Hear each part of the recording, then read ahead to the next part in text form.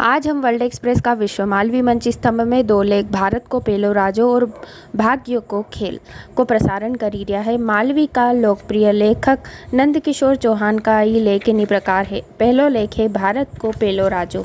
जैसे कोई देश को संविधान अलिखित रहे, फिर भी वहाँ को सगलो सरकारी ने गैर सरकारी काम बे रोक टोक के चलते रहे। वैसे पृथ्वी का पहला राजा महाराज पृथु हुआ।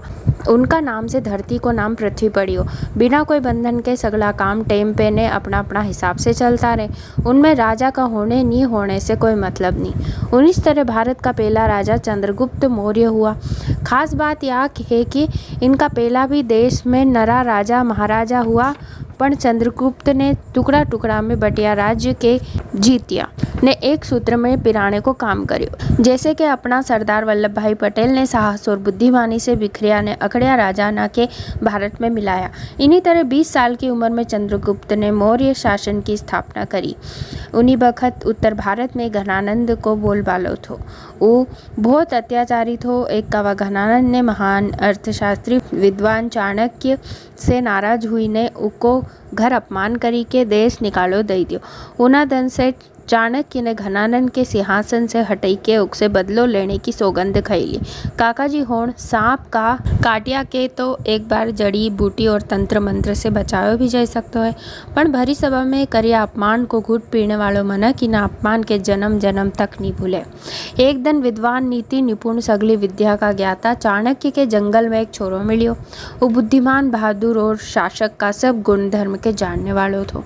चाणक्य ने उसकी योग्यता देखी ने अपनो शिष्य बना लियो। साची बात है कि गुरु बिन ज्ञान कहाँ से पाऊं। जैसे कि एकलव्य ने गुरु की मूर्ति का आगे गुरु भक्ति विश्वास लगन ने लक्ष्य पे ध्यान रखी ने धनुर्विद्या में इतरो पारंगत हुई गयो थो कि उन्हें कुत्ता के बिना नुकसान पहुंचाए उको भुकड़ो बंद करी दियो थो। जिके देखने द्रोणाचार्य का शिष्य भी असमंजस में पड़ गया था। चाणक्य ने चंद्रगुप्त के अस्त्र शस्त्र न्याय धर्म नीति ने राज्य चलाने सारू सगला गुण सिखाया। शासक का सगला गुण सीखी जाने पे चंद्रगुप्त ने अपना गुरु चाणक्य के राज्य को प्रधानमंत्री बनायो। अर्थशास्त्र में बतायो है कि सेना की रचना चोरी मलेच्छु आठ विको तथा शास्त्रोपजीवी श्रेणी में करनी चाहिए। इन्हीं तरह चाणक्य की मदद से चंद्रगुप्त ने घनानंदेजनी नरा राज्य के हरई के राज्य को विस्तार करियो। इनका टेम पे भारत की सीमा दूर दूर तक फैली गई थी। 24 साल का राज में मेंगस्थनीज इनको राजदूत रियो। चंद्रगुप्त ने सेल्यूकस के हरायो। नंदवंशी घनानंद के भी धूल चटई। चाणक्य की सीख मूर्ख से विवाद कदी नहीं करनो, अपनी कमजोरी दूसरा के कदी नहीं बताणो, धन के सोची समझी के खर्च करनो, अनसुनी बात पे भरोसा नहीं करनो, लगाव से दूर रहनो। चंद्रगुप्त ने अपना शासन के सफल बनाने सारू नरा विभाग नाम में बांटियो। जैसे सिंचाई नहर और तालाब का काम सारू अलग विभाग बनानो, अनाज का बंटवारा आदि पे भी ध्यान रखो जातो थो। गांव में छोटी अदालत भी रहती थी। चंद्रगुप्त का राज्य में सबका सारू दंड की व्यवस्था थी। चंद्रगुप्त ने चाणक्य का सूत्र पे चली के सुशासन करियो। इना पहला राजा से सीख की आज भी बहुत जरूरत है। दूसरो लेख है भाग्य को खेल। एक कहावत कहाँ राजा भोज ने कहाँ गंगू तेली लोगना का मुंडे नरी कावा सुनने में आई। एक से यो पतो लागे कि मनक बलवान नहीं रिया करे है, उको कर्म समय ने भाग्य बलवान रहे। कर्म ने भाग्य को खेल तो देखो मनक सोचे कहीं न होए कहीं। लिखियो है मनक जो बोवे उस तो काटे है। राम जी के राजपाट की जगह वनवास मिलियो। पांडव ना के 5 गाँव की जगह युद्ध मिलियो। भैया बोले है कि भाग बिना भोजन नहीं। सही बात है। होनी तो होके रहे अनहोनी ना होई। होनी ने राजा मोरध्वज हरिश्चंद्र और अर्जुन के भी नहीं छोड़ियो। भोज दयालु प्रजापालक विद्वान ने ज्ञानी राजा था। वे रोज भेष बदली के प्रजा का हालचाल जानने निकलता। एक दिन उनने गरीब ने निसहाय बूढ़ा बामन दंपत्ति को दुखड़ो सुनियो। राजा ने भाग्य देवता से बामन का दुर्भाग्य को दुख ने फल खुद पे लेने की प्रार्थना करी, जिसके भाग्य देव ने मानी लियो। देखो अपना देश में कैसा कैसा महान धर्मात्मा प्रजापालक ने दयालु राजा हुआ है, जो जनता का दुख के अपनो दुख माने। राजा की यह दयनीय दशा उनज ब्राह्मण दंपति पर दया ने उनका भाग्य को फल लेने से हुई थी। कर्म ने भाग्य को खेल तो देखो। एक कावाधारा नगरी का राजा भोज शिकार पे गया था। सिपाही पाछे रह गया। घोड़ा पे से राजो एक गहरी खाई में पड़ी गयो। ऐसो माने के जख्मी हालत में राजा के एक तेली उका घरे लई गयो। अनभिज्ञ तेली ने उनके एक साधारण मनक समझी के उका या काम पे राखी लियो। राजा ने दूसरा राज्य में रहने से नाम गुप्त राखनो उचित समझो।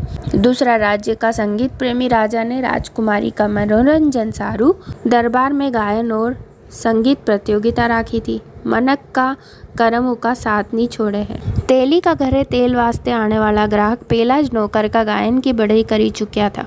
तेली नौकर रूप में राजा भोज ने संगीत सभा में लई गयो। वहाँ बहुत सुरीली आवाज में राजा ने वीणा पे यो चाहे आंधी कितनी आए, कला हृदय से राह दिखाए, सत्य का स्वर ही गूंजता जाए, माँ शारदा भी ना जाए, गीत गायो। सुनी ने राजकुमारी मंत्रमुग्ध हुईगी। करम का लेख मिटे ना रे भाई। उन्हें उना मनक से शादी की इच्छा जताई। राजा ने पड़ताल करई तो वे साची में धारा नगरी का राजा भोजेज निकलिया। राजो बोलियो कि तम राजा हुई ने इन्हीं दशा में कैसे। राजा भोज ने उनके बतायो कि यो सगलो करम ने भाग्य को खेल है। भाग्य का आगे राजा के रंक ने रंक के राजो बनते देर नहीं लागे है। इक्का बाद उनको ब्याह राजकुमारी से कर दियो। राजा भोज और गंगू तेली का साथ का कारण ऊपर रही कहावत जनता में प्रचलित हुईगी। राजा भोज गुणी दयालु वीर बहादुर रजनी था। विद्वान नीति निपुण शास्त्र का बड़ा जानकार भी था। उनने बुद्धि और कूटनीति का बल से अपना राज की धाक दोस्त ने दुश्मन ना पे जमाई राखी थी। उनकी चाल ने नीति से दुश्मन रस्तों बदली लेता। युद्ध जीतने वाला राजा तो नरा हुआ, पर राजा भोज ने तलवार चलाने का साथे साथे नरा ग्रंथना की रचना भी करी। जनता की भले सारो नरा काम करिया। भोपाल को नाम भी उनका नाम पे पड़ियो। भोपाल को बड़ो तालाब इमारत ना भी उनकी देखरेख में बनी। भोजपुर को शिव मंदिर जिसमें शिव जी को सबसे बड़ो शिवलिंग है। राजा भोज की उच्च इंजीनियरिंग को बड़ो सबूत दे है। असल में देखो जावे तो कहावत कहाँ राजा भोज ने कहाँ गंगू तेली।